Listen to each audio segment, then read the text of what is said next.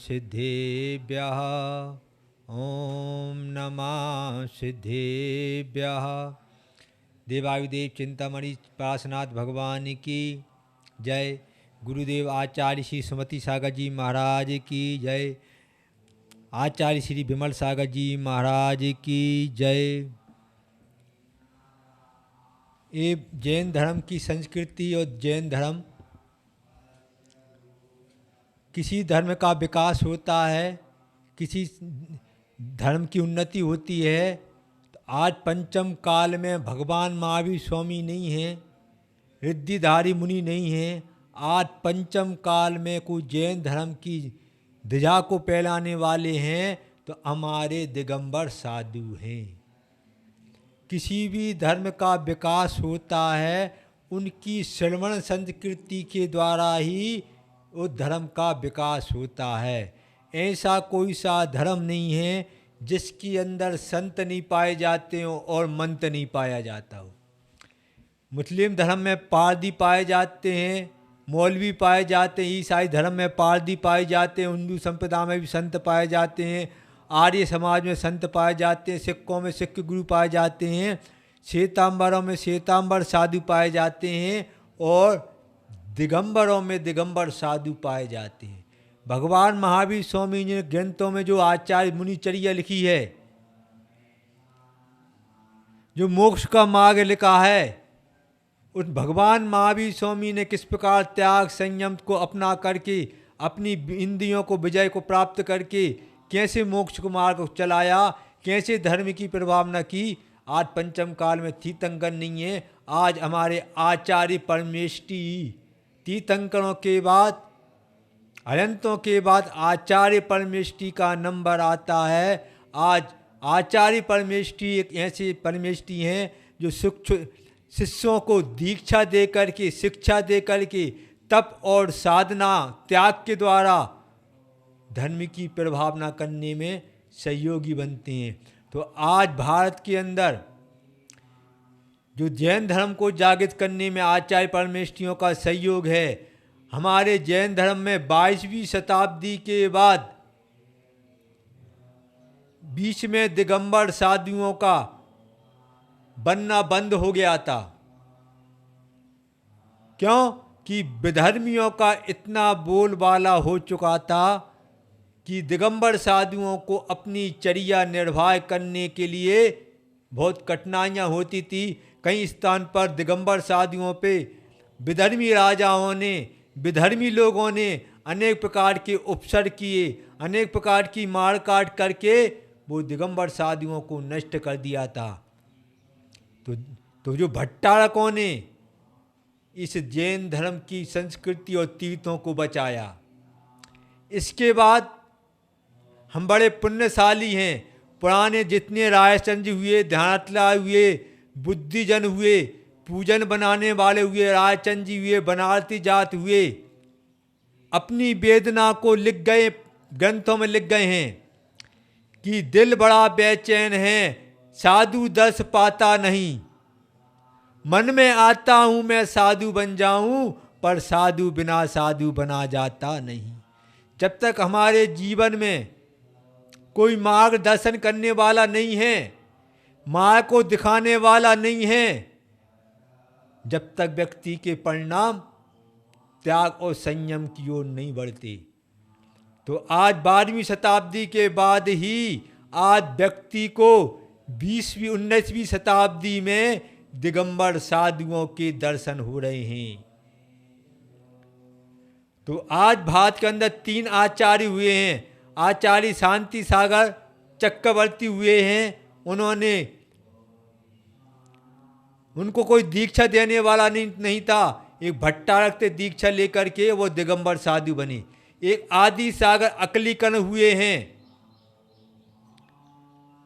जो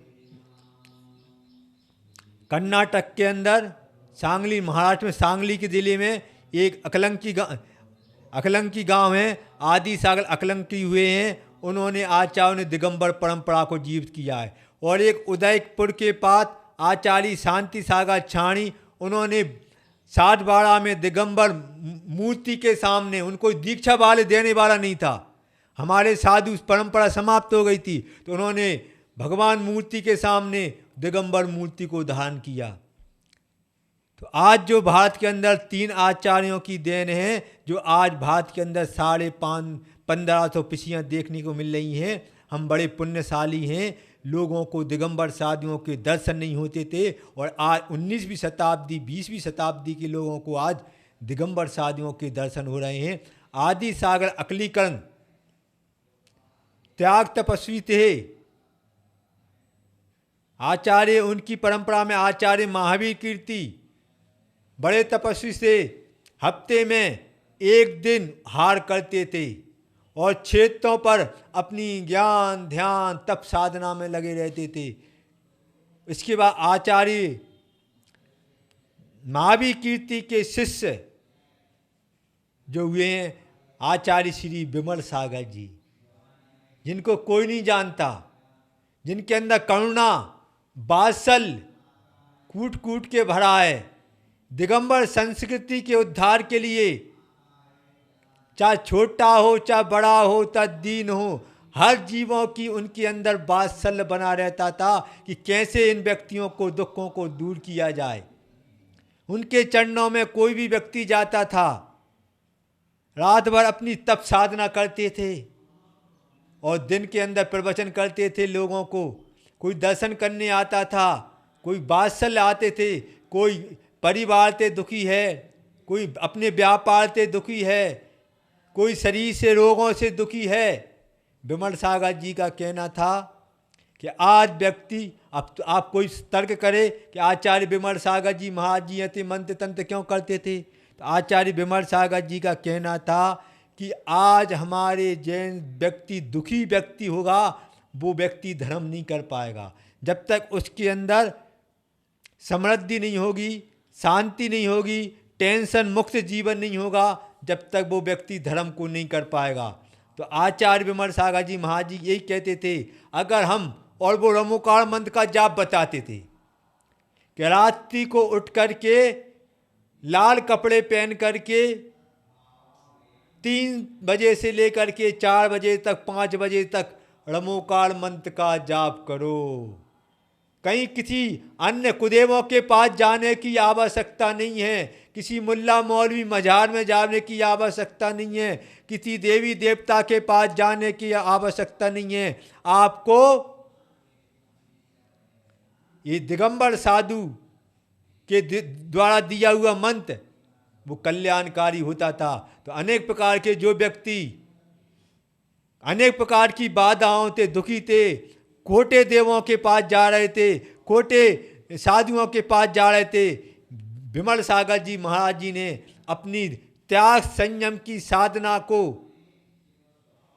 अपना उद्धार के लिए लगाए थे, करने थी। लेकिन थोड़ा सा समय कि हमारी जैन धर्म की प्रभाव न करना है, जैन धर्म के चमत्कार करना है, तो उन्होंने जैन धर्म में कितनी शक्ति है, उन्होंने अन्य जीव लोगों को भी मंत्र तंत्र के द्वारा लोगों को, और रमोकार मंत्र देते थे, कोई अन्य क्रिया नहीं बताते थे। रमोकार मंत्र के द्वारा भी आप अपने जीवन में आर्थिक उन्नति कर सकते हैं, अनेक प्रकार के रोगों को दूर कर सकते हैं, परिवार कलह को दूर कर सकते हैं। अपनी जब तक व्यक्ति, कैसे हम अपने जीवन को अध्यात्म रमोकार मंत्र के द्वारा पुण्य का भी संचय होता है और आगे आत्मा के कर्मों की निर्जरा का भी कारण बनता है।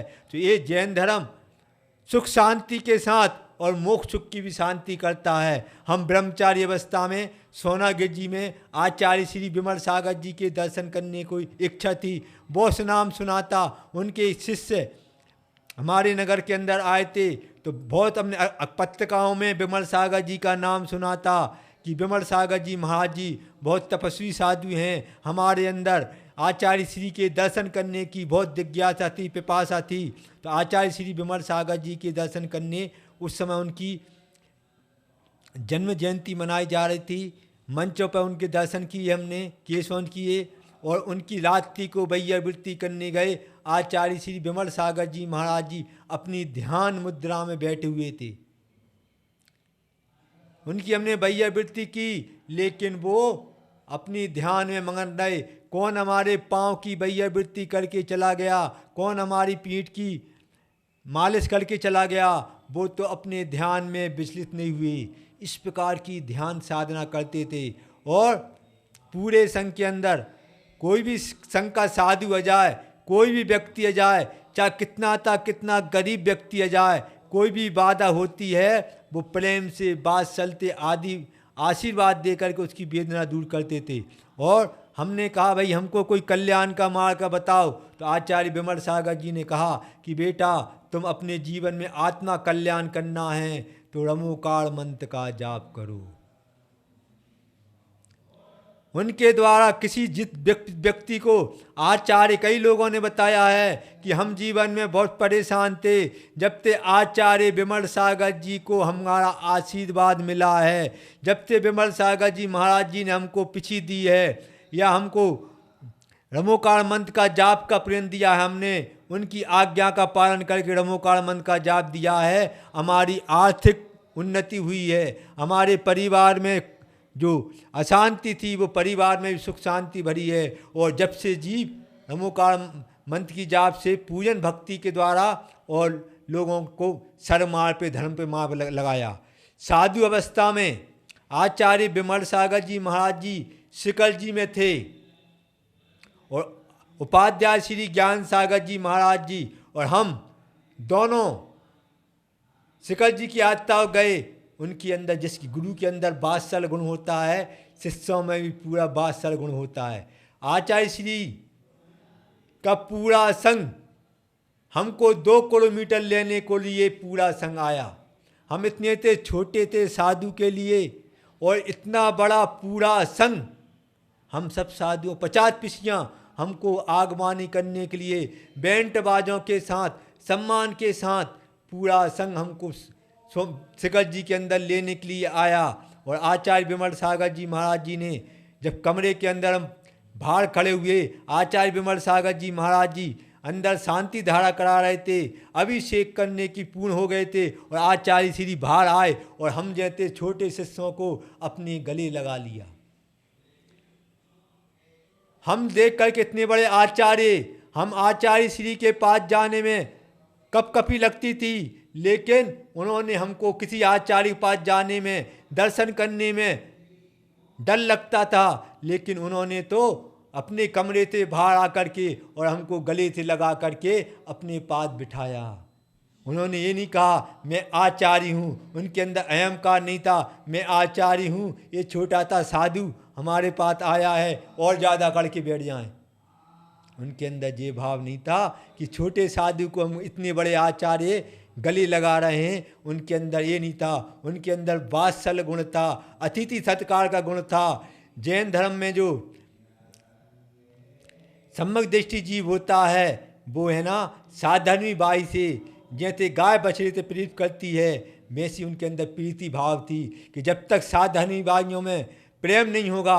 आज विमल सागर जी के जाने के बाद आज पंथ और विमल सागर जी के अंदर ये नहीं था इस किस परंपरा का साधु है, ये 13 पंथी है, 20 पंथी है, या ये किस आचार्य से दीक्षा है। उनके अंदर ये भावना नहीं थी कि ये कौन सी संघ का साधु है। उन्हें तो दिगंबर साधु से प्रेम था। उनके अंदर तो साधुओं को देख करके, कोई दुखी जीवों को देख करके वात्सल अंग था। और वो आचार्य श्री ने, ज्ञान सागर जी ने प्रवचन सभा थी, पूरे संघ को लेकर के 13 पंथी कोटि में सभा में आए और आशीर्वाद दिया कि आप है ना पहाड़ की वंदना को जाओ, हम नहीं जा पाते हैं। तो कहने का तात्पर्य है कि भैया इतने बड़े आचार्यों ने हम जैसे छोटे साधुओं को अपने हृदय के अंदर बिठाया और यही कहा कि भैया जीवन में उन्नति करना है, कोई चिंता की बात नहीं है, ज्ञान कम है, कोई चिंता की बात नहीं है, अपने अंदर रमोकार मंत्र को कभी नहीं भूलो। अंत समय भगवती आराधना में बताया है, मरण कंडिका में बताया है, ज्ञान के साथ अगर ज्ञान विस्मय हो जाता है तो अंत समय में किसी व्यक्ति के रमोकार मंत्र का जाप करते करते भी अगर किसी की जीव के प्राण निकलते हैं तो बड़ा पुण्यशाली माना जाता है। रमोकाल मंत्र एक ऐसा मंत्र है, अनादि निधन मंत्र है, उसमें किसी व्यक्ति का नाम नहीं है, वो अनादि निधन मंत्र है। वो रमोकाल मंत्र का कोई 1.25 लाख जाप करता है, उसको उसके पुण्य का संचय होकर के तीर्थंकर प्रकृति का भी बंद कराने वाला होता है। तो आचार्य विमल सागर जी महाराज जी का बताते हैं कि वो शाम को सामायिक के बाद लेट जाते हैं और रात भर रमोकाल मंत्र की जाप करते हैं।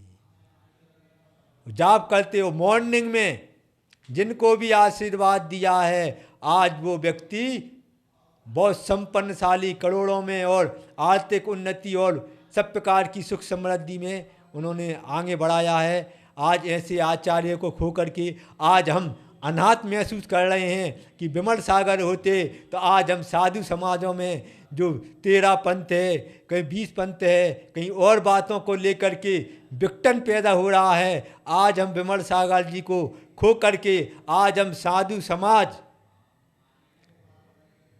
अलग अलग घूम करके अपने आप को एक अनाथ महसूस करते हुए आज हमारे कोई मार्गदर्शिता नहीं है। आज हमारी जैन धर्म को एक विमल सागर जी थे, साधु समाज को भी संगठित करते थे और समाज को भी लालू प्रसाद शासन प्रशासन में और जैन समाज की जो बड़ी बड़ी संस्थाएं हैं, इन संस्थाओं के अधिकारियों को भी संगठन करते थे। कैसे हमारे जैन धर्म में शासन प्रशासन और जैन समाज की जो संस्थाएं हैं उनके अधिकारियों को भी अपने तप और त्याग के द्वारा उनको बुला करके और जैन धर्म की आगे कैसे बढ़ाना है। और आचार्य विमल सागर की ये प्रेरणा थी।